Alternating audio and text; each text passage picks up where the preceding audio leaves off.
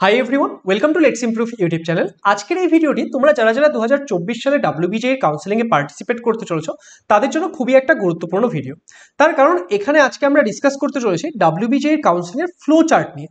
দেখো, গতকাল যখন WBJER কাউন্সেলিংয়ের ডেটসগুলো পাবলিশ করা হয়েছিল সেখানে তোমরা একটা ফ্লো চার্ট দেখতে পাচ্ছিলে, এবং সেই ফ্লো চার্টটা দেখার পর তোমাদের অনেক স্টুডেন্টের মধ্যে একটা ডাউট তৈরি হয়েছিল, স্যার মপ আপ রাউন্ডে কি হবে না হবে, এরকম আমি অনেক কমেন্ট দেখতে পেয়েছি। এবং তোমরা হয়তো অনেকে জানো বা অনেকে জানো না যে WBJER ওয়েবসাইট থেকে সেই যে ফ্লো চার্টটা যেটা কিনা গতকাল দেওয়া হয়েছিল সেটা কিন্তু আজকে সকালে সেটা রিমুভ করে দেওয়া হয়েছিল।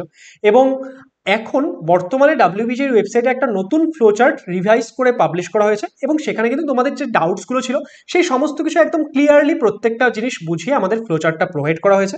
তাহলে সেই যে নতুন ফ্লো চার্টটা WBJER ওয়েবসাইটে দেওয়া হয়েছে সেটা নিয়ে কিন্তু আজকের এই ভিডিওতে আমরা একদম ডিটেলে কথা বলবো। অফকোর্স আজকের এই ভিডিওটি একটু লেন্দি হবে, তার কারণ কি এখানে আমি প্রত্যেকটা জিনিস স্টেপ বাই স্টেপ তোমাদের বুঝিয়ে বলবো।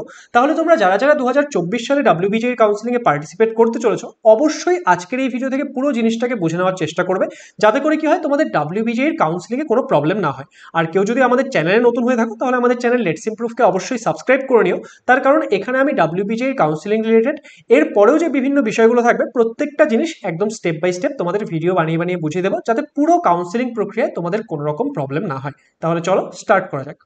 দেখো, এই মুহূর্তে আমাদের কাছে এখানে একটা স্ক্রিনশট রয়েছে। তোমাদের WBJER কাউন্সেলিং টোটাল 3টে রাউন্ড আছে, ফার্স্ট রাউন্ড, সেকেন্ড রাউন্ড আর থার্ড রাউন্ড, যার নাম হচ্ছে মপ আপ রাউন্ড। তো সেই 3টা রাউন্ডের যে পুরো প্রক্রিয়াটা সেই সংক্রান্ত আমাদের 3টে পেজের এক্ষেত্রে আমাদের ফ্লো ডায়াগ্রামটি দেওয়া হয়েছে, এবং সেটা নিয়ে আজকে আমরা ডিসকাস করবো। এবং দেখো, এটা আমাদের নতুন যে ফ্লো ডায়াগ্রাম সেটা স্ক্রিনশট তোমরা দেখতে পাচ্ছ, এখানে লেখা রয়েছে যে রিভাইজড অন 7th জুলাই 2024। তাহলে এখানে একদম আমরা প্রথম থেকে স্টার্ট করি অ্যান্ড এক এক করে জিনিসগুলো বুঝি।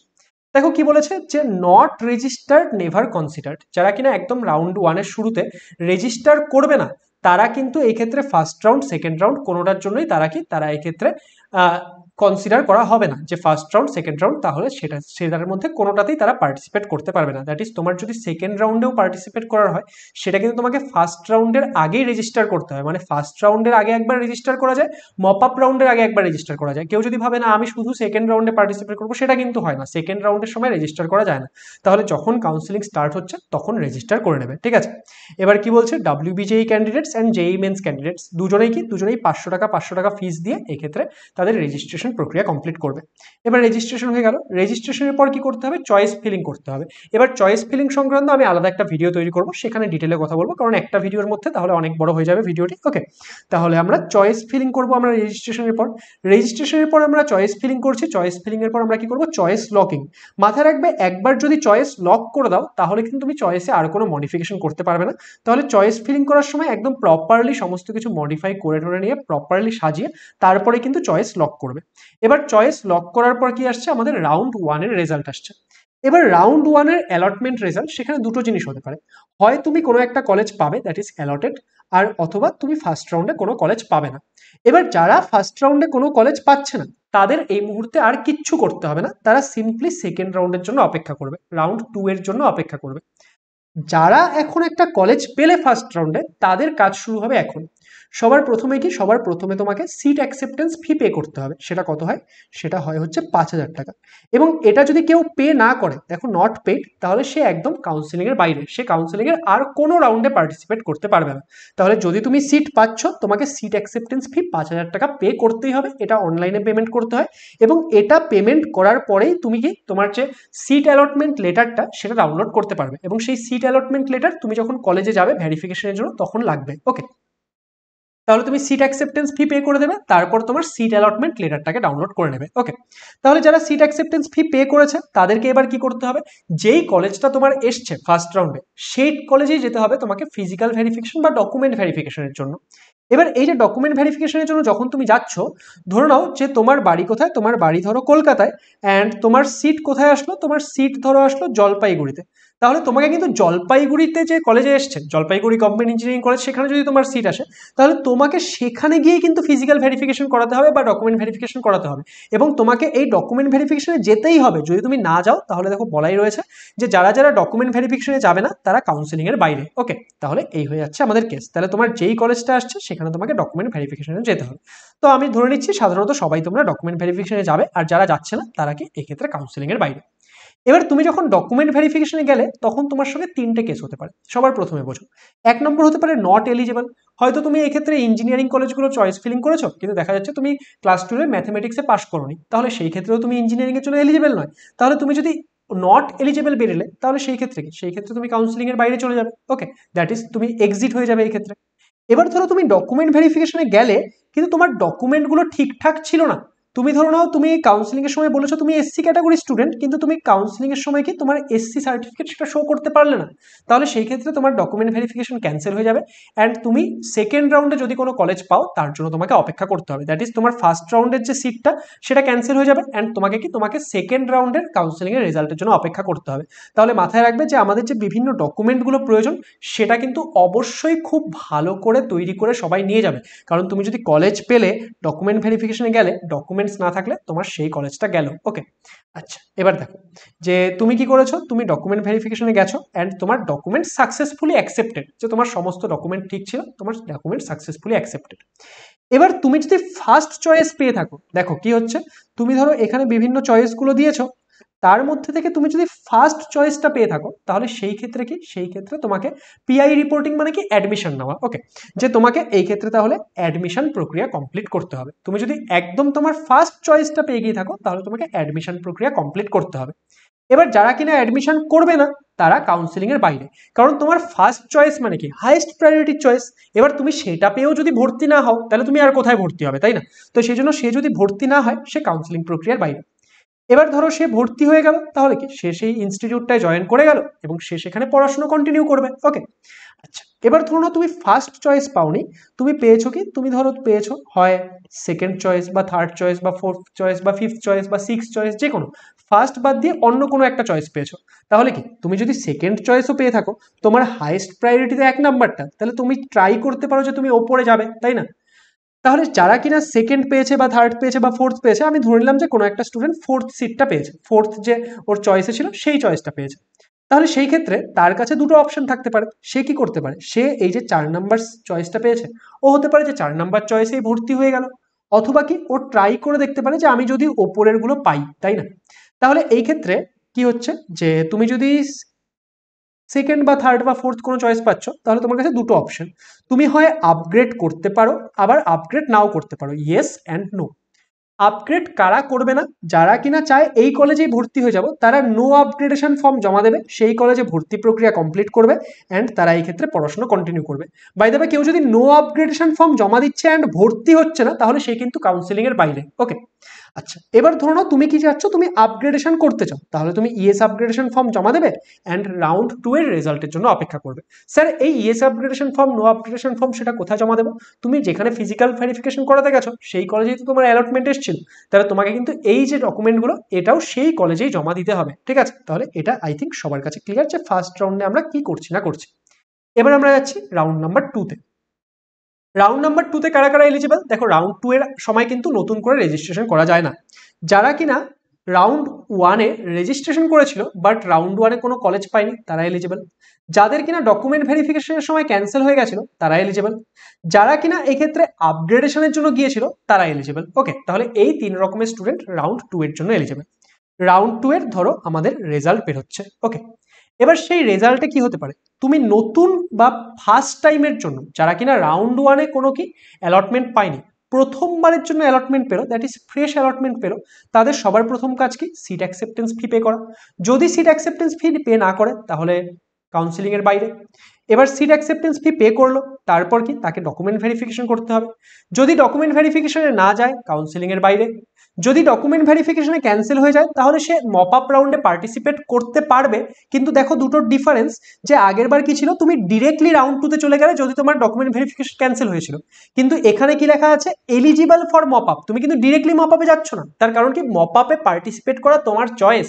তুমি যদি মপ আপে গিয়ে পার্টিসিপেট করতে চাও, তোমাকে মপ আপের সময় আবার রেজিস্টার করতে হবে, আবার চয়েস ফিলিং করতে হবে, রেজিস্ট্রেশন ফিস দিতে হবে, তারপর অটোমেটিক্যালি কিন্তু মপ আপে যাবে না। তাহলে এই ক্ষেত্রে যাদের ক্যান্সেল হয়ে গেল, তারা মপ আপের জন্য এলিজিবল। সে যদি গিয়ে এখন মপ আপে পার্টিসিপেট করে, তাহলে সে পার্টিসিপেট হবে, আদারওয়াইজ হবে না। নেক্সট কি, এবার যারা ধরো নট এলিজিবল বেরোলো, তারা তো এক্সিট হয়ে যাবে, সিম্পল। ওকে, তারপর ডকুমেন্টস যাদের অ্যাকসেপ্টেড হয়ে গেল, এবার ডকুমেন্টস যদি অ্যাকসেপ্টেড হয়ে যায়, তাহলে যদি সে ফার্স্ট চয়েস পেয়ে থাকে, আগের মতোই ব্যাপার, ফার্স্ট চয়েস পেয়ে গেলে তাকে কি, তাকে এই ক্ষেত্রে ভর্তি হতে হবে। যদি সে ভর্তি হলো, তাহলে সে সেই ইনস্টিটিউটে পড়াশোনা করবে, আর যদি ফার্স্ট চয়েস পাওয়া সত্ত্বেও ভর্তি না হলো তাহলে সে এক্সিস্ট হয়ে যাবে। এবার ধরো নাও ফার্স্ট চয়েস না পেয়ে তুমি অন্য কোনো চয়েস পেয়েছো, তাহলে সেই ক্ষেত্রে কি, সেই ক্ষেত্রে তুমি যদি চাও ভর্তি হবে ভর্তি হলে, আর যদি ভর্তি না হচ্ছ তাহলে সেই ক্ষেত্রে তুমি eligible for mop up round. ঠিক আছে, তাহলে এই ক্ষেত্রেও কিন্তু ডিরেক্টলি মপ আপে যাচ্ছ না, তুমি eligible for mop up round, যে তুমি চাইলে মপ আপে পার্টিসিপেট করতে পারো। যে ভর্তি হয়ে যাচ্ছে সে সেই কলেজে ভর্তি হয়ে যাবে, ভর্তি হয়ে সেই কলেজে পড়াশোনা করবে, আর যে ভর্তি হচ্ছে না সে চাইলে মপ আপে গিয়ে পার্টিসিপেট করতে পারবে। এবার দেখো নেক্সট কি বলেছে, নেক্সট বলেছে ডকুমেন্ট ভেরিফিকেশন। এটা কাদের কথা বলছে, যাদের ফার্স্ট রাউন্ডে ক্যান্সেল হয়ে গেছিল, এবার তারা যদি সেকেন্ড রাউন্ডে এসে কোনো একটা কলেজ পেয়ে থাকে, সেকেন্ড রাউন্ডে এসে যদি তারা কোনো একটা কলেজ পায়, তাহলে তারা ডকুমেন্ট ভেরিফিকেশনে যাবে। এবার ডকুমেন্ট ভেরিফিকেশনে আবার তাদের সঙ্গে সেম কেস হতে পারে, যদি সে ডকুমেন্ট ভেরিফিকেশন না যায় তাহলে এক্সিট। যদি ধরো নাও এখন ডকুমেন্ট ভেরিফিকেশনে গেল, এখন আবার তার এলিজিবল মানে ডকুমেন্ট ভেরিফিকেশন ভুল হয়ে গেল, যে ক্যান্সেল হয়ে গেল, তাহলে সে এলিজিবল ফর মপ আপ। পুরো প্রসেসটা এখানে সেম, এটা আমি আর বলছি না, ঠিক আছে, বারবার একই কথা বলতে হবে না হলে। এবার দেখো নেক্সট কি, নেক্সট হচ্ছে যারা কিনা আপগ্রেডেশনের জন্য দিয়েছিল তাদের কি হতে পারে, হয় আপগ্রেড হতে পারে, হয় আপগ্রেড হতে পারে, অথবা আপগ্রেড না হতে পারে। এবার ধরো নাও যে তোমার আগের বার ধরো 1 2 3 4 আমরা এটাই চয়েস নিয়েছিলাম যে ফার্স্ট রাউন্ডে কেউ একজন 4 নাম্বার সিটটা পেয়েছিল, তার আপগ্রেড হলে কি হবে, হয় 3-এ আপগ্রেড হবে, বা 2-এ আপগ্রেড হবে, বা 1-এ আপগ্রেড হবে, নিচে কোনোদিনও যাবে না কিন্তু। ওকে, এবার ধরো নাও কি হয়েছে, তোমার আপগ্রেড হয়ে নিয়ে ফার্স্ট চয়েসটা এসে গেছে, তাহলে এবার কি, তুমি যদি ফার্স্ট চয়েস পেয়ে গিয়ে থাকো তাহলে তোমার কাছে অপশনগুলো এখন তুমি জানো যে তোমাকে ভর্তি হতে হবে, যদি তুমি ভর্তি হলে সেই কলেজে পড়াশোনা করবে, আর যদি ভর্তি না হলে তাহলে তোমার এক্সিট। ওকে, এবার ধরো নাও ফার্স্ট তোমার আপগ্রেডেশন তো হয়েছে, কিন্তু তোমার কি 3 নাম্বার বা 2 নাম্বার চয়েসটা এসছে, তাহলে তোমার কাছে আবার এগেন চয়েস থাকছে যে আপগ্রেড টু আদার চয়েস, তাহলে তোমার কাছে ভর্তির অপশন আছে।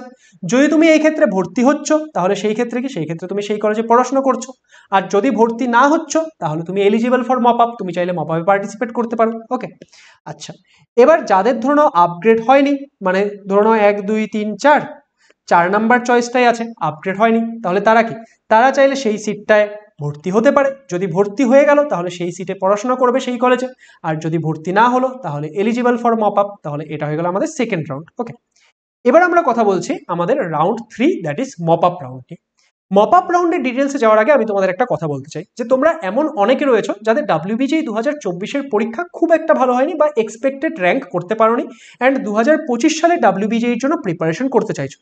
এবার দেখো এই যে কাউন্সিলিং প্রক্রিয়া, সেটা কিন্তু একটা লেন্দি প্রক্রিয়া। তুমি যদি ভাবো যে তুমি একটা ড্রপ নেবে, তুমি যদি নেক্সট ইয়ারের জন্য ট্রাই করবে, অনেকে এমন আছো যে অনেকে ভাবছো যে আমি একটা কলেজও নিয়ে রাখি, কলেজের সঙ্গে পার্শিয়াল ড্রপ নেবো।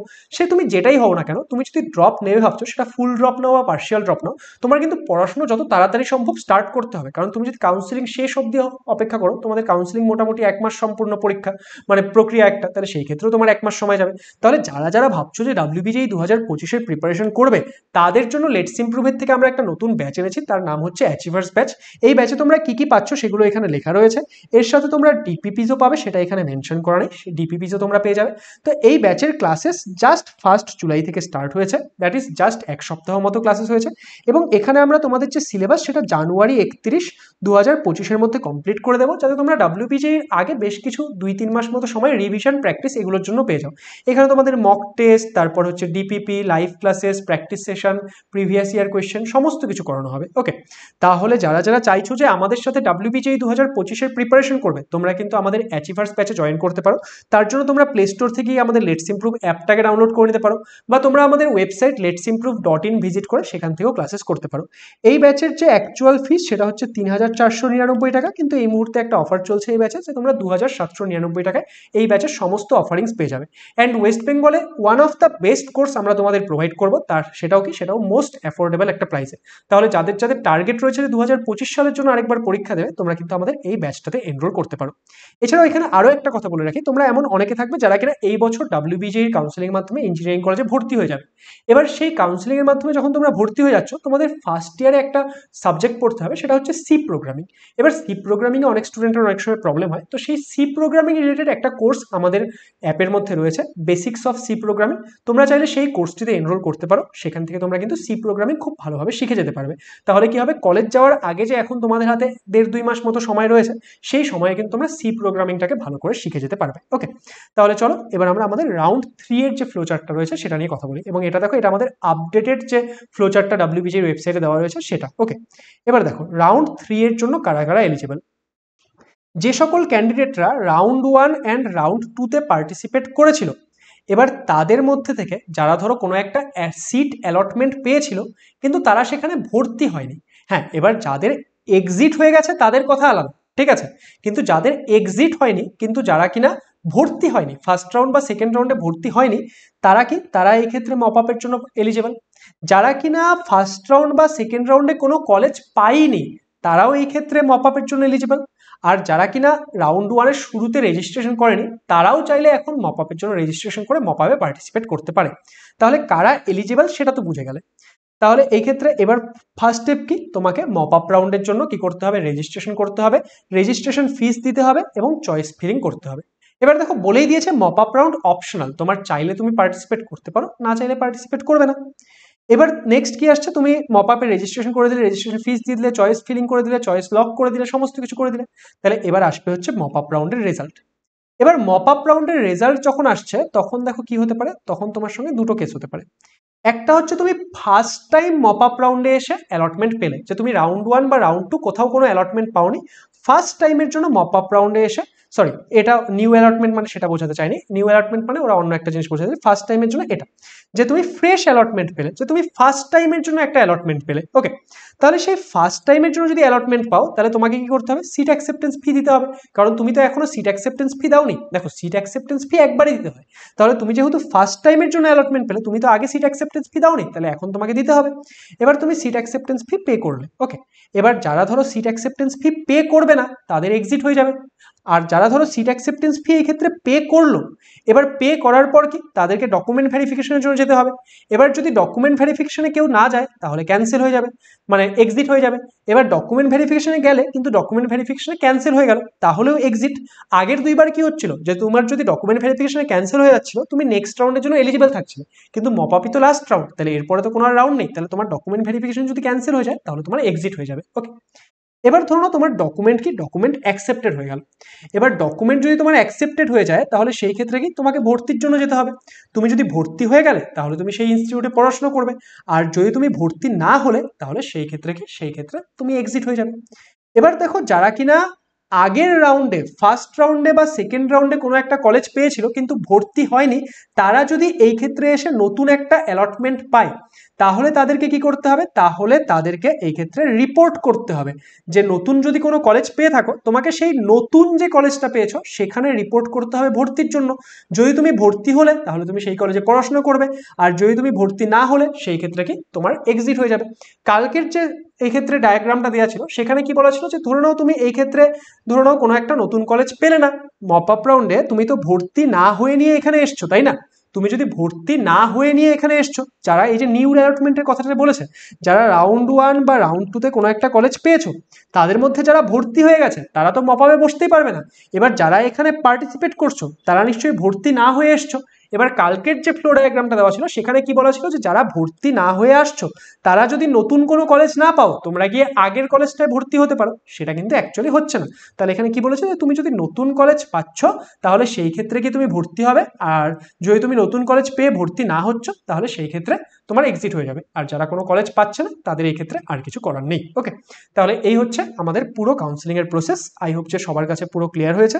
যদি ভিডিওটি ভালো লাগে সেটাকে লাইক করে দিও, শেয়ার করে দিও বন্ধুদের সাথে, যাতে সবাই জানতে পারে।